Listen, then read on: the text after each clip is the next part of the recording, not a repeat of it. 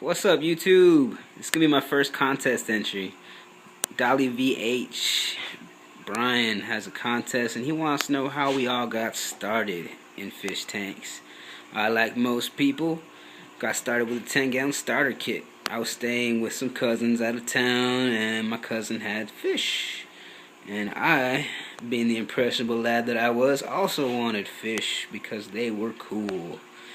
So my dad is awesome. He mailed me some money. My aunt and cousin took me to the fish store and I got a 10-gallon starter tank. A lot of things were in and out of that 10-gallon that shouldn't have been in there. Mostly community fish, you know, a couple baller sharks, and you got your rainbow sharks, red tail sharks, sword tails. As you can tell, I was into the sharks mostly. Now, the 10-gallon graduated into a 29-gallon that I won in a raffle. And that was pretty much the same thing, but my cousin moved on to Oscars, and you know what? Your boy did too. I also had an Oscar in my 29-gallon tank. His name was Caesar. He was an albino. He was dope. I miss Caesar. Caesar committed suicide. He broke aquarium lids, and one day he just made it out. That was the second time making it out, and he didn't make it. You know, I did the cardinal errors, you know, no offense to anybody, I call them ugly tanks, where you got the fake stuff in there, you got the crazy colors of the gravel, and you never change the water, and fish die, and you buy new fish, and you don't acclimate them, and you feed them too much, and you don't do water changes, the typical stuff that us beginners do. Now, from that point on, I fell in love with African cichlids. You know, my boy, Stuntastic, he was the first one. He got a 40-gallon tank, and he started with some Kenyes, I believe. And I was tripping out. These fish were looking at me when I walked in the room, you know what I mean? They were following me around, and then I'd go over there and hang out, and then they had babies, and then they were keeping care of the babies. It was dope. You know what I mean? I was like, dude, I need some African cichlids. You know, I was, you know, I had a lot of dough at that time. You know, I had roommates living with me and just throwing money away retardedly, stuff I regret.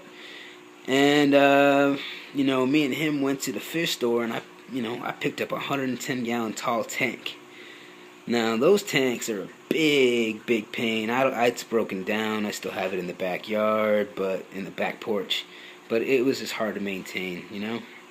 So, when something's hard to maintain, and you're not on top of your game, and you're doing water changes with buckets, or your python breaks, you know, bad things happen. I was an irresponsible youth, and unfortunately, mixing wrong fish and poor maintenance caused some problems.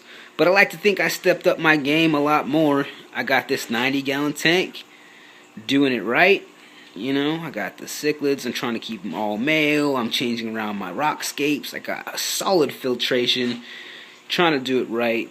You know, YouTube inspired me a lot. YouTube and the forums, firedupfishtanks.ning.com. Just the community in general, you know.